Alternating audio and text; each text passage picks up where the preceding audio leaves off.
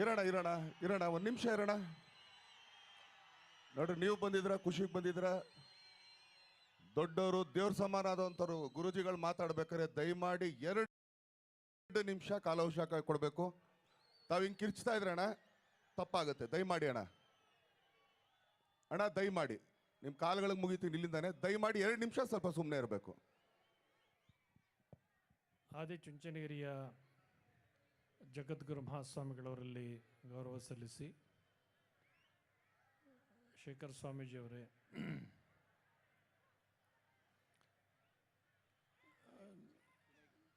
ಗೌರಿಗದ್ದೆಯ ವಿನಯ್ ಗುರೂಜಿಯವರೇ,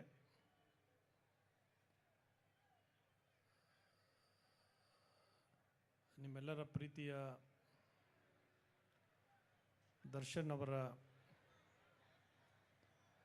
47ನೆಯ ಹುಟ್ಟುಹಬ್ಬ ಸಂಭ್ರಮದಿಂದ ನಿನ್ನೆ ನಡೆದಿದೆ.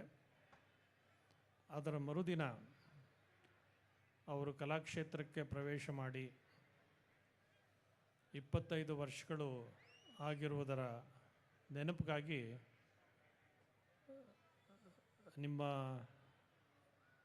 ಒಂದು ವಿಶೇಷ ಅಂತಂದರೆ 25 ವರ್ಷ ಪೂರೈಸಿದ ಮೊದಲನೇ ಕಾರ್ಯಕ್ರಮ ಶ್ರೀರಂಗಪಟ್ಟಣದಲ್ಲಿ ಆಗ್ತಾ ಇದೆ. ಅದಕ್ಕೆ ದರ್ಶನ್ ಅವರು ಬಂದಿದ್ದಾರೆ ಅಂತಕ್ಕಂತಹದ್ದು.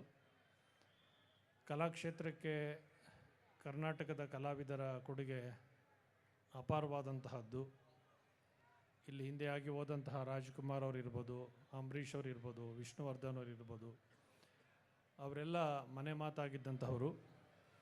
ಈ ದಿನಮಾನದಲ್ಲಿ ಜನರ ಪ್ರೀತಿ ವಿಶ್ವಾಸಗಳನ್ನು ಗಳಿಸಿರುವಂತಹ ಮೇರು ಕಲಾವಿದರಲ್ಲಿ ದರ್ಶನ್ ಅವರು ಕೂಡ ಒಬ್ಬರಾಗಿದ್ದಾರೆ ಅಂತಕ್ಕಂಥದ್ದು ಕನ್ನಡಿಗರಿಗೆಲ್ಲ ಹೆಮ್ಮೆ ತರುವಂತಹ ಸಂಗತಿ. ನಮಗೆ ಸಂತೋಷ ಅಂದರೆ ಅವರು ಮೈಸೂರಿನಲ್ಲೇ ಹುಟ್ಟು ಬೆಳೆದದ್ದು ಅಂತೇಳಿ. ಅವರ ಕಾರ್ಯಕ್ರಮ ಇವತ್ತಿಲ್ಲಿ ನಡೀತಾ ಇದೆ. ಅವರು ಹೀಗೆ ಇಲ್ಲೆಲ್ಲ ಇಲ್ಲಿ ಸಭಾಂಗಣದಲ್ಲಿ ಅನೇಕ ಗಣ್ಯ ಮಹನೀಯರು, ಕಲಾವಿದರು, ಸಂಸದರು ಎಲ್ಲರೂ ಕೂಡ ಆಗಮಿಸಿರೋದು ಸಂತೋಷದ ಸಂಗತಿ. ದರ್ಶನ್ ಅವರು ಕಲೆಯ ಅಭಿನಯದಿಂದ ಜನರ ಮನಸ್ಸನ್ನು ಸೂರೆಗೊಂಡಿರ್ತಕ್ಕಂತಹವರು, ಅವರ ಪ್ರೀತಿ ವಿಶ್ವಾಸಗಳನ್ನು ಗಳಿಸಿರ್ತಕ್ಕಂಥವರು. ಅವರು ಹೀಗೆ ಕಲಾಕ್ಷೇತ್ರದಲ್ಲಿ ರಜತ ಮಹೋತ್ಸವವನ್ನು ಆಚರಿಸಿದ ಹಾಗೆ ಸುವರ್ಣ ಮಹೋತ್ಸವವನ್ನು ಆಚರಿಸಲಿ.